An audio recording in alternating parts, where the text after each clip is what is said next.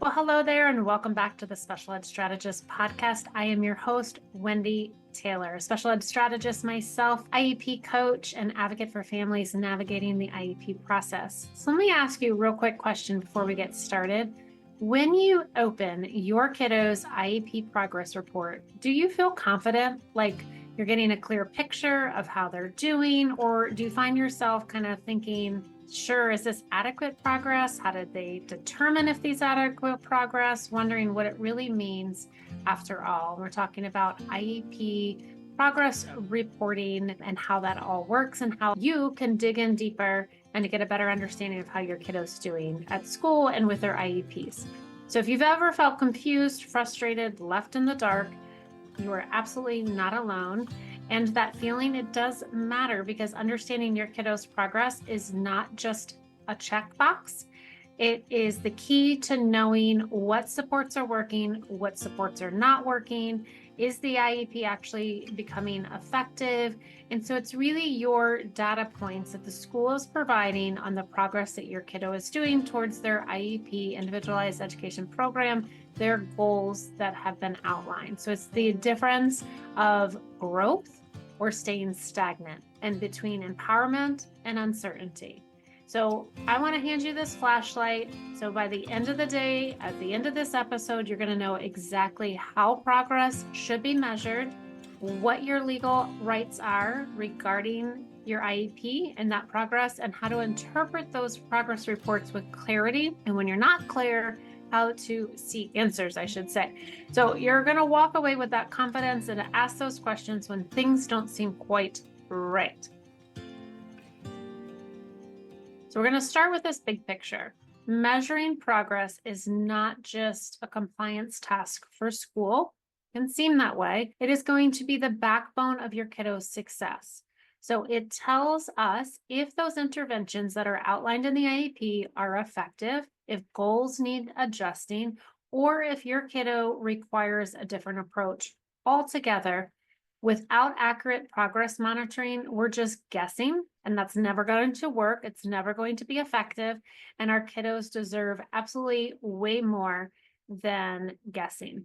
So what are our legal rights? So under the Individuals with Disabilities Education Act, IDEA, schools are legally required to measure and report progress on your kiddo's IEP goals. It should happen usually typically in line with when you get a report card. So if you're receiving your student's report card, with that report card, whether in a separate envelope, but at the same time, you should be receiving progress reporting on the IEP goals that are in your kiddo's IEP. So, and these updates should be more than check boxes or generic phrases, drop-down menus. They really need to show how your child is moving towards those measurable goals. Remember, in an IEP, we tend to take an IEP, we can create measurable goals with it if needed, if it aligns, and that way we really know what we're looking at and that roadmap that we're following. So where can you find this requirement in your kiddo's IEP? So every state, every district looks a little bit different, but you're going to want to go to that section that outlines the goals. Right below each goal, there should be a section that states something about how progress will be measured, when progress will be reported. So if the section is missing in your IEP or it's unclear, what you need to do is ask for somebody to show it to you. Ask simply, hey, I'm just wondering, I can't find this in my kiddo's IEP. Where can I find it? Ask the person that sits at that special education space in your IEP meetings. So if you don't see data when you're getting that progress report, that's where your red flag is coming up. Right? So if you see phrases like making progress without specifics, total red flag. Total red flag. What does making progress look like for your individual child, and how are they making progress? Where's the data to say that? Not just, I feel like this student has made progress. I love feelings, but not when it comes to reporting IEP progress. So if you feel uncertain, you have that right to ask more information. You can even call an IEP team meeting to dig a little deeper if needed. So we're going to zoom in a little bit of what good progress monitoring actually can look like. How do schools actually track progress. There's several common tools and methods, and knowing these will help you understand what you should expect and how we can ask those questions. There's observation logs, so teachers note behavioral skills, put their responses in real time. There's curriculum-based assessments. These are quick, regular check-ins that are aligned with what your kiddo's learning. There's rubrics for grading scales that show levels of mastery. There's frequency counts that can track how often a behavioral skill occurs. There's also goal tracking software. I've even gotten really just down to basics. I've had a sticky note. I know the goal number and the student that I'm working on, and I make tally marks on a sticky note. And then when I get back to a computer, I put it in there as evidence. So there's different options and ways that we can collect data, but first understanding what we're doing, why we're doing it, and how we're going to do it. And so really, if you're collecting data once or twice a week, great. Waiting 9 weeks to dig out all the information, it should be a little bit more organized, but there needs to be data. Your goals will say how and when and where all of this is going to take place. So look at those goals and have the conversation. Ask your IEP team, how is data going to be collected on this goal? If it is a SMART goal, SMART, it should have all of this in there. So if the answer is unclear, push for specifics.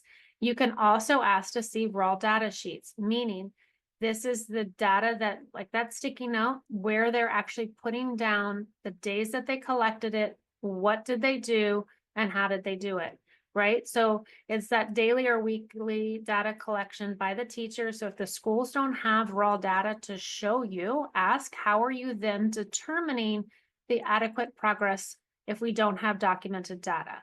The question alone can prompt that much needed review of how progress is being tracked for that individual student. Sometimes there's a little bit of jargon. What is an IEP and IDA without all of the jargon?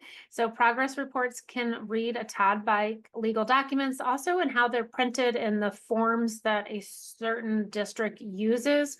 Sometimes they just don't align and they're not very easy or user-friendly to consume. They can also have terms that we don't understand, like baseline data. All that's saying is that the starting point of when the goal was written. If you see something that says benchmarks or objectives, those are the mini goals or those mini checkpoints that come under that bigger goal. If you see a word called mastery criteria, that's going to be the level your kiddo needs to reach to achieve that goal. Sometimes they may say 80% accuracy. What does that mean? Dig deeper. What does that look like in real time is the question I like to ask. So whenever you get a report, match it back to those elements. If the progress update doesn't connect the dots from baseline to benchmark to mastery, ask for the data. All right. So when progress reports in reality don't match, that does happen. The school says your kiddo is making progress, but you don't see it necessarily at home. That disconnect is really important, right? So we are talking about educational impact, but it really needs to align with home and community and school. So your observations at home really do matter. If you notice struggles that contradict the progress reports, bring those concerns to the team and bring your data to the team, right? Think of it like a business meeting. Unfortunately, it doesn't keep that warm, fuzzy flow in there. We love to have it in there with continued collaboration between school and home, but really ask for work samples that they're seeing, bring work samples that you're getting in the book bag back home. Your input is really important to this picture of how a student is doing and performing.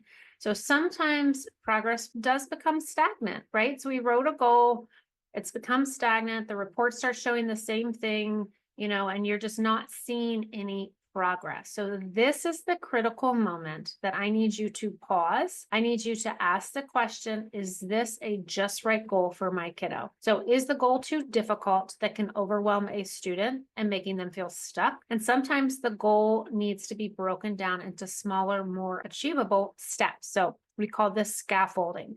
So breaking down this goal into those bite-sized pieces so that your kiddo can experience success and build that needed momentum. So to expand a little bit more on this just right goal concept, I want you to track it home with purpose. I want you to create a simple progress journal tailored specifically to a particular IEP goal.